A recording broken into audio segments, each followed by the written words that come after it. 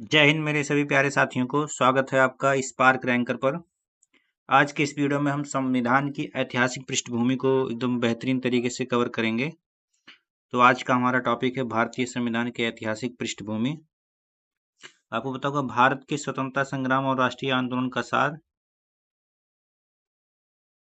जो हमारे देश के एक संपूर्ण लोकतांत्रिक गणराज्य बनाने का आधार बना। इसमें हम लोग यहाँ पे जानेंगे कि ब्रिटिश शासन की शुरुआत और भारत में राजनीतिक बदलाव कैसे हुआ।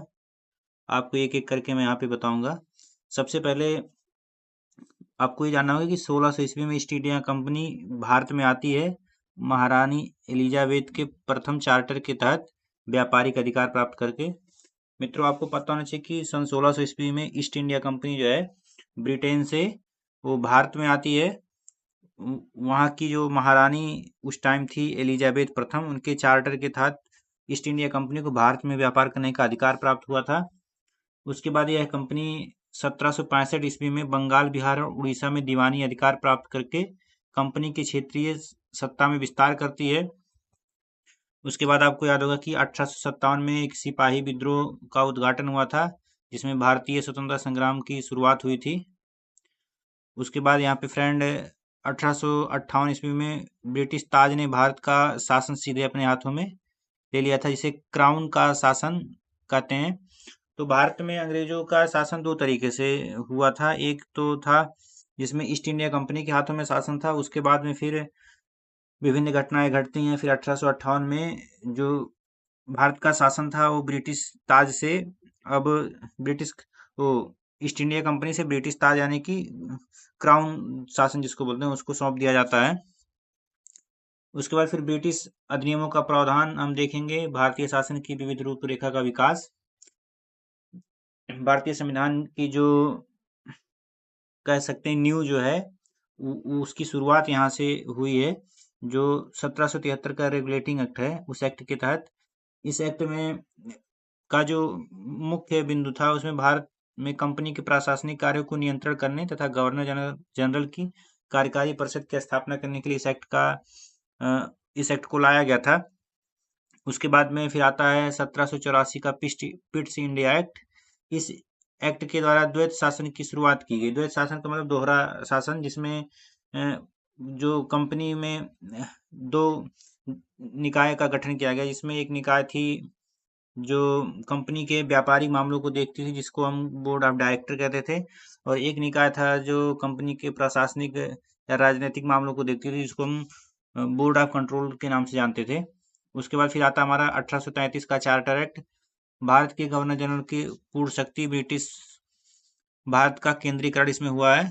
तो आपको मेन टॉपिक याद रखना है कि केंद्रीकरण, भारत में केंद्रीकरण की शुरुआत कब से हुई। तो आपको यहाँ पे याद रखना है कि 1833 के चार्टर एक्ट के तहत भारत में केंद्रीकरण की शुरुआत हुई। उसके बाद में फिर हमारा फिर यहाँ पे स्वतंत्रता संग्राम और संविधान सभा की मांग की गई, जिसमें 19वीं सदी के अंत में बाल गंगाधर तिलक द्वारा स्वराज्य की मांग की गई। उसके बाद फिर 1906 में दादा भाई नौरोजी द्वारा स्वराज्य की घोषणा की गई। उसके बाद फिर 1924 ईस्वी में महात्मा गांधी कांग्रेस के 40वें अधिवेशन में संविधान सभा की प्रत्यक्ष मांग की। तो आपको ये सब इम्पोर्टेंट है, इस इम्पोर्टेंट लाइन को याद रखना है। सबसे पहले संविधान सभा की मांग किसने की थी, तो आपको यहाँ से याद रखना, महात्मा गांधी का कांग्रेस के 40वें अधिवेशन में संविधान सभा की प्रत्यक्ष मांग हुई थी। फिर 1934 में एम.एन. राय द्वारा संविधान सभा की अवधारणा का प्रस्ताव किया गया। फिर अगला हमारा है संविधान सभा का गठन और प्रारंभिक कार्य। संविधान सभा का गठन और प्रारंभिक कार्य कैसे शुरुआत होती है। तो आपको पता होना चाहिए कि इन सब एक्ट के बाद में फिर जो एक्ट थे, रेगुलेटिंग एक्ट, फिर पिट्स इंडिया एक्ट, फिर हमारा वो आया था भारत शासन अधिनियम। उसके बाद में फिर 1946 में फिर कैबिनेट मिशन की योजना के तहत संविधान सभा का गठन हुआ था। उसके बाद में इसमें प्रारंभ में संविधान सभा में जो सदस्य थे 389 सदस्य, आपको याद रखना है, ये इम्पोर्टेंट है। फिर बाद में इसमें 299 सदस्य हो गए थे। जो हमारे संविधान सभा के अध्यक्ष थे, जिसको हम अस्थायी अध्यक्ष के रूप में जानते हो, डॉक्टर राजेंद्र प्रसाद, इसको आपको याद रखना है। उसके बाद में संविधान सभा का अंगीकरण जब हुआ, वो 26 नवंबर 1949 को संविधान सभा का अंगीकरण हुआ। आपको इन बिंदुओं को याद रखना है। उसके बाद हमारा टॉपिक है संविधान मसौदा समिति और डॉक्टर भीमराव अंबेडकर की भूमिका। तो इसमें हम सीक्वेंस में पढ़ेंगे। 29 अगस्त 1947 को संविधान मसौदा समिति का गठन हुआ, जिसके अध्यक्ष थे डॉक्टर भीमराव अंबेडकर। मसौदा तैयारी, BN राव द्वारा प्रारंभिक मसौदा तैयार करना था। विस्तृत चर्चा,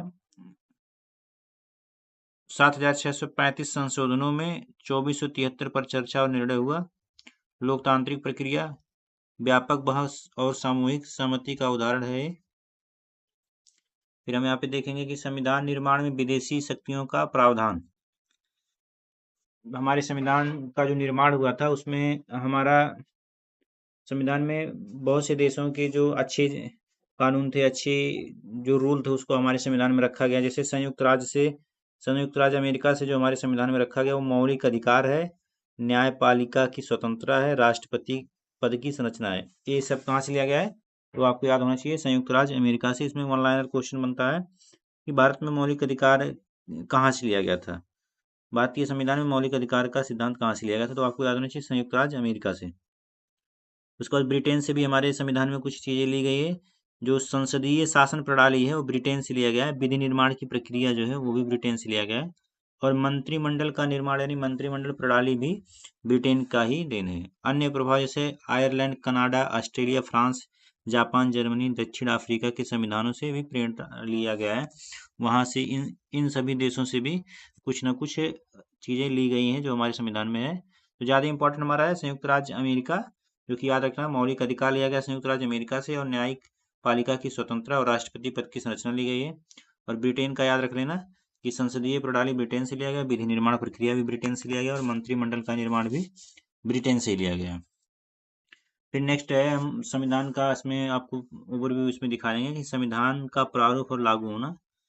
आपको पता होना चाहिए कि संविधान जो मूल संविधान था हमारा उसमें 22 भाग थे, 395 अनुच्छेद थे और 8 अनुसूचियां थी। यहाँ पे मिसप्रिंट हो गया है गलती से, 8 अनुसूचियां थी। मूल संविधान की बात मैं कर रहा हूँ। मूल संविधान में 8 अनुसूचियां थी, 22 भाग थे और 395 अनुच्छेद थे। संविधान जो है प्रभावी रूप से जो सक्रिय हुआ था भारत में 26 जनवरी 1950 को प्रभावी रूप से संविधान भारत में सक्रिय हो गया था। इसको बनने में आपको पता होगा कि 2 वर्ष 11 महीने और यहाँ पे 17 दिन है, 18 कुछ स्रोतों में 18 दिन है, तो आप 18 ही समझ के चलिएगा। 2 वर्ष 11 में 18 दिन लगे थे। संविधान सभा द्वारा संविधान का निर्माण समय इतना था। उसके बाद संविधान की विशेषता और महत्व।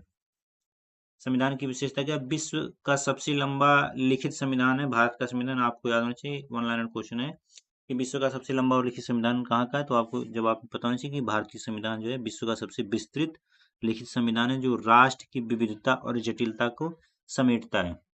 इसमें क्या है, इस संविधान में क्या है, आदर्शों का संरक्षण है, लोकतंत्र, न्यायतंत्र, स्वतंत्रता, समानता और बंधुता के आदर्शों का संरक्षण करती है संविधान। राष्ट्रीय नींव, भारत के राजनीतिक, सामाजिक और आर्थिक ताने बाने की नींव है यह। उसके बाद भारतीय संविधान, स्वतंत्रता संग्राम का सार और भारतीय संविधान का भविष्य इसमें देखेंगे। संपूर्ण गणराज्य, संविधान ने भारत को एक संपूर्ण गणराज्य और लोकतांत्रिक राष्ट्र बनाया। हमारा संविधान जो है उसी की देन है कि जो भारत में लोकतांत्रिक व्यवस्था है। हमारा भारत एक संपूर्ण गणराज्य है। विविधता में एकता, यह है हमारे देश की विविधता में एकता का प्रतीक है। ये संविधान हमको आज़ादी देता है, हम किसी भी धर्म, किसी भी जाति को माने, जो कि जो विविधता में एकता है वो किसके द्वारा संभव हो पाया, वो हमारे संविधान के द्वारा ही संभव हो पाया। नागरिक कर्तव्य, हमारा भारत के नागरिक होने के नाते हमारे भी कुछ कर्तव्य हैं, और वह कर्तव्य हमारा कि भारतीय संविधान की रक्षा करना, उसका सम्मान करना और हर एक नागरिक का कर्तव्य है। तो फ्रेंड, आई होप आपको अच्छे से समझ में आया हो हमारे भारतीय संविधान की ऐतिहासिक पृष्ठभूमि। यदि आपको अच्छे से समझ में आया तो प्लीज़ वीडियो को लाइक करें, इसको ज़्यादा से ज़्यादा शेयर करें। उसके बाद मैं अगला लाऊंगा, अगला पार्ट हमारा रहेगा भारतीय संविधान का भाग 1 और उसके जो चारों अनुच्छेद दिए हैं। भाग 1 और उसमें जो अनुच्छेद हैं चारों, उसको हम पढ़ेंगे। भारतीय संविधान का भाग 1 और उसके सभी अनुच्छेद को कवर करेंगे। इसी तरीके से हम हर एक भारतीय संविधान का हर एक भाग का एक अलग अलग वीडियो लाएंगे।